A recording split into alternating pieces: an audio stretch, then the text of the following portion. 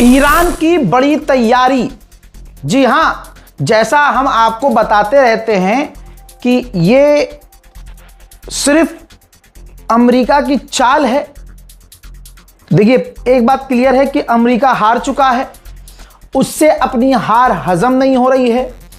मैंने ये भी आपको बताया है और आप भी इस बात को मानते हैं। कमेंट में मैंने बहुत लोगों के ये कमेंट पढ़े हैं कि अल्हम्दुलिल्लाह वो समझ रहे हैं चीज़ को कि अमेरिका हथियार पीछे से इकट्ठा कर रहा है और ईरान को अमेरिका पर भरोसा नहीं करना चाहिए। अल्हम्दुलिल्लाह हमारी ये ऑडियंस समझ रही है और जो आप और हम समझ रहे थे वो सही है। ईरान ने यही तमाम चीज़ों को महसूस किया है और ईरान की अब बड़ी तैयारी ये है कि ईरान ये देख रहा है और ईरान का मानना ये है कि अगर अमेरिका जो तैयारी कर रहा है, अगर दोबारा से ईरान पर वो हमला करता है, तब वो ईरान अमेरिका के नए बेसिस पर हमला करेगा, जैसे बुल्गारिया, साइप्रस और यूरोप। अल्लाह अकबर, ये ईरान का मास्टर प्लान है। अब देखिए, बुल्गारिया, साइप्रस या यूरोप के किसी इलाके में जब ईरान अटैक कर देगा तो बहुत सिंपल सी चीज़ है, ये जंग तो ऑटोमेटिकली बढ़ जाएगी। ईरान को पूरा यकीन है कि अमेरिका जंग बढ़ाने के लिए मेहनत कर रहा है। चलिए थोड़ा अपना दिमाग लगाते हैं। इधर से डोनाल्ड ट्रंप ने खेल क्या खेला है वो बताऊंगा, उससे पहले आपको ये समझाना ज़रूरी है, याद दिलाना ज़रूरी है कि ईरान ने शर्त रखी थी कि हम पर से पाबंदी हटाओ। सिर्फ हुर्मुज़ खोलने की ईरान ने यह भी शर्त रखी थी कि हम पर जो तुमने पाबंदियां लगाई हैं वो पाबंदियां हटाओ, हम दुनिया से ट्रेड कर सकें, बिजनेस कर सकें। सिर्फ इतना सा याद दिलाना था आपको। अब डोनाल्ड ट्रंप का ये नया ट्वीट देखिए। डोनाल्ड ट्रंप के नए ट्वीट के जरिए डोनाल्ड ट्रंप ने धमकी दी है उन देशों को जो ईरान के साथ ट्रेड करेंगे या करना चाह रहे हैं या कर रहे हैं। डोनाल्ड ट्रंप ने सारांश बता रहा हूं, धमकी दी है कि जो भी देश ईरान के साथ ट्रेड करेगा हम उस पर पाबंदी लगा देंगे, यानी उसको भी बैन कर देंगे। जो भी देश ईरान के साथ काम करेगा उसको भी ब्लॉक कर देंगे, उस पर भी पाबंदी लगाएंगे। ईरान का 100% इकोनॉमी बाइकआउट करेंगे। ईरान की इकोनॉमी, ईरान का सब कुछ तबाह करने के लिए अमेरिका की ये हार नहीं तो क्या है? मुझे जवाब दे कोई अमेरिकी समर्थक कि ये तुम्हारी हार नहीं तो क्या है कि अब जब तुम्हारे हथियार बेकार हो गए, ईरान की तुम हिम्मत नहीं तोड़ पाए, ईरान के लोगों को घुटने पर नहीं ला पाए, तो तुम अपने पुराने खेल में चले गए कि हम ईरान पर पाबंदी लगाएंगे, फिर से गुंडागर्दी वाले जोन में आ गए। अब ये बात आपको भी पता है, हमको भी पता है, ईरान की जब बहुत सारी शर्तें हैं, उन शर्तों में एक बेसिक शर्त ईरान की ये है कि अगर हुर्मुज़ खुलवाना चाहते हो, हम पर लगाई गई पाबंदियां हटाओ। यहां हटाना तो छोड़, अमेरिका ने, ट्रंप ने ऐलान कर दिया कि हम और लगाएंगे, उन पर भी लगाएंगे जो ईरान के साथ काम कर रहा है या करने की सोच रहा है। तो सीधी बात यह है कि जंग बंद नहीं हो रही है, जंग आगे बढ़ने की परिस्थितियां बना चुकी है, जंग आगे बढ़ेगी। ईरान भी ठंडा नहीं है और अमेरिका पिट पिट कर भी एक रास्ता तलाश रहा है कि किसी भी तरह से बस मैं जीत का ऐलान कर सकूं। यही वजह है कि अब ट्रंप ने ईरान पर पाबंदी लगाने की धमकी दी है, उनके साथी देशों पर पाबंदी लगाने की धमकी दी है। अब देखिए, ईरान ने साफ साफ ये कह दिया है कि हम अमेरिका के नए ठिकानों पर, नए बेसिस पर हमले करेंगे, जिसके बाद नेटो के भी पेट में तकलीफ हुई और उसको दस्त लगे।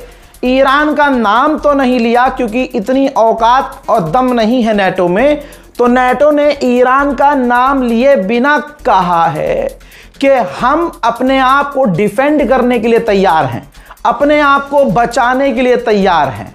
नाम ईरान का नहीं लिया है कि किससे बचाना है, ईरान से बचाना है। तो दोस्तों, जिस देश ने अकेले अपने दम पर अपने अमेरिका जैसे तमाम दुश्मनों को एक साथ हराया है, तो उसके साथ परवरदिगार आलम की बिल्कुल गैबी ताकत है।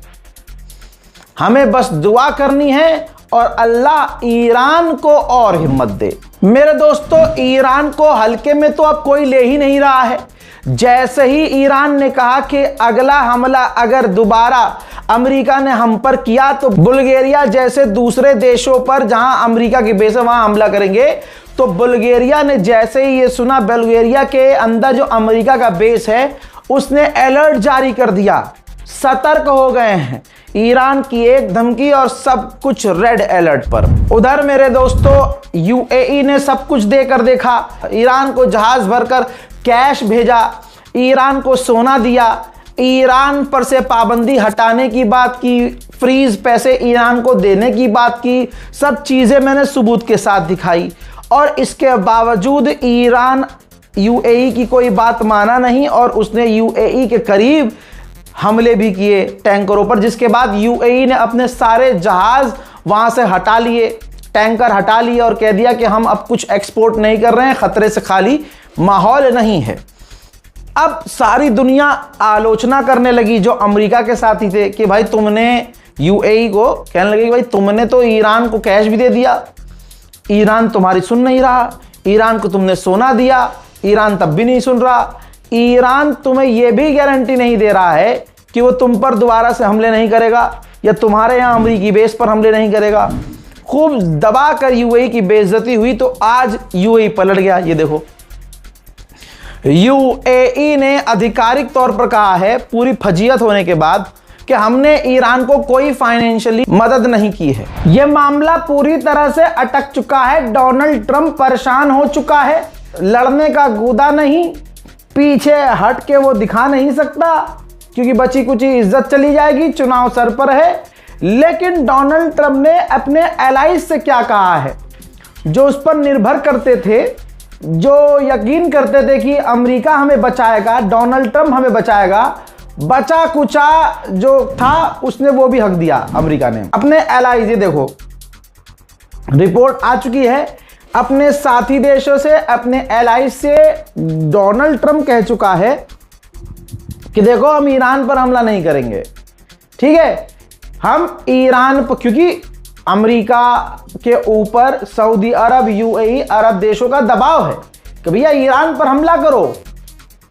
तो अब डोनाल्ड ट्रंप ने अपने साथी देशों से कह दिया है कि हम ईरान पर हमला नहीं करेंगे, हम ईरान के ऊपर जितना हो सकता है इकोनॉमी प्रेशर डालेंगे, पाबंदी लगाएंगे, सैंक्शंस लगाएंगे, उसको पूरा ब्लॉक कर देंगे, ब्लॉकेज लगा देंगे, पूरी तरह से दुनिया से काट देंगे।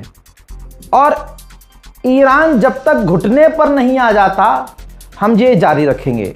अब ये अनिश्चित काल के लिए है, कब तक क्या होगा नहीं पता, लेकिन इन तमाम पूरी जो भसड़ चल रही है इसमें आपने महसूस किया कि कितना बुरा अमेरिका हारा है। अरे अमेरिका का तो प्लान ये था कि आज हम खामनाई को मारेंगे, 1.5-2 हफ्ते के अंदर हम पूरी तरह से ईरान पर कब्जा कर लेंगे। हुआ क्या? बाबा जी का ठुल्लू। आईआरजीसी के सीनियर कमांडर जो हैं, अक्सर आजकल ये बड़े बयान दे रहे हैं आधिकारिक, इन्होंने कहा है और बिल्कुल सही समझा है ट्रंप को। इन्होंने कहा कि जो अमेरिका का राष्ट्रपति है वो बचकांड है, यानी बिल्कुल बच्चों वाला दिमाग है, यानी रात को वो जो कह देता है सुबह उसे याद ही नहीं रहता है, उसे ये पता ही नहीं होता है कि अभी जो मैं कह रहा हूं 24 घंटे के बाद क्या होगा, अभी कुछ और कहता है और 24 घंटे बाद कुछ और कहता है। यही बात रजा ग्राफी पिछले 6 महीने से आपको बता रहा है, समझा रहा है। और लीजिए अब आईआरजीसी के कमांडर ने भी ये कह दिया है। आगे उन्होंने ये भी कह दिया है कि इस बचकांड राष्ट्रपति पर हमें बिल्कुल भी भरोसा नहीं है।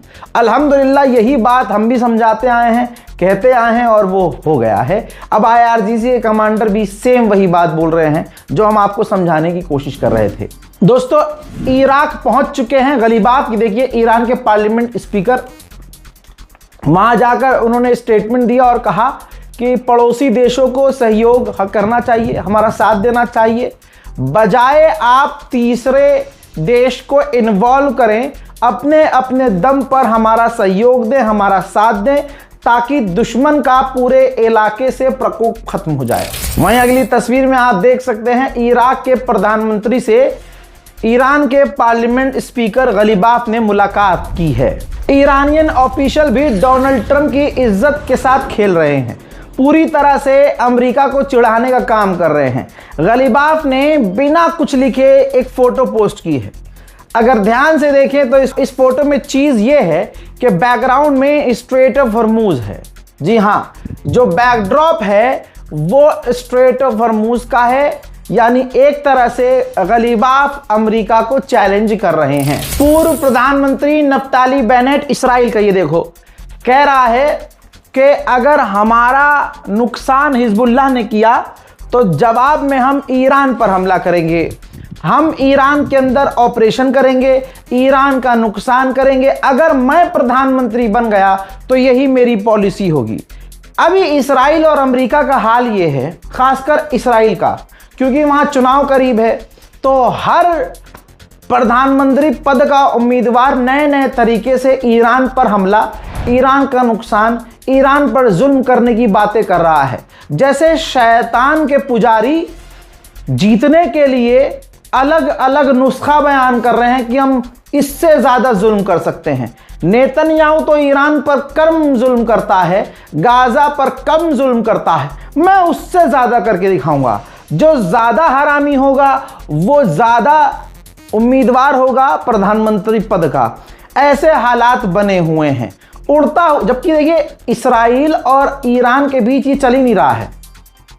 इस्राइल ने अमेरिका से ईरान पर हमला करवाया और बीच में उसने अमेरिका के साथ मिलकर ईरान पर बड़े हमले किए। फिर उसके बाद जब ईरान पलटवार दोनों पर करने लगा तो भाई आज की तारीख में इस्राइल पीछे हो गया और अमेरिका को आगे कर दिया। आज की तारीख में भी अमेरिका इस्राइल की यही कोशिश है कि हम दोनों ही पीछे हो जाएं और मुस्लिम देश ईरान से भिड़ने लगे और हम हाथ बांधकर मजे लें। अब क्लियर बात यह है कि किसी को भी प्रधानमंत्री बनना है इस्राइल में तो वो एक बात जरूर बोलेगा कि जी हम ईरान का नुकसान करेंगे। इसीलिए ईरान ने कहा कि अमेरिका इस्राइल का राष्ट्रपति, प्रधानमंत्री, नेता, सरकार कोई भी हो, इन सबकी नीति एक है। कोई हमारे लिए अच्छा नहीं रहा है, ना बाइडन, ना अब ये ट्रंप, ना नेतन्याहू, ना कोई और। अब नफ्ताली बेनेट ने ये कहा है कि हमें ये नीति अपनानी होगी कि हम ईरान को न्यूक्लियर मिलने से पहले तोड़ दें। ईरान को इससे पहले परमाणु हथियार मिल जाए या वो बना ले, हमें ईरान को तोड़ देना चाहिए। इसने आगे ढकी छुपी बात पूरी प्लानिंग खोल दी। इसने कहा कि हम सऊदी अरब से और दूसरे मुस्लिम देशों से नॉर्मलाइजेशन करेंगे, अब्राहम अकॉर्ड में शामिल करवाएंगे, फिर एक दुनिया की सबसे बड़ी फौज सबके साथ मिलकर बनाएंगे और कतर, ईरान और तुर्की जैसे देशों से लड़ेंगे।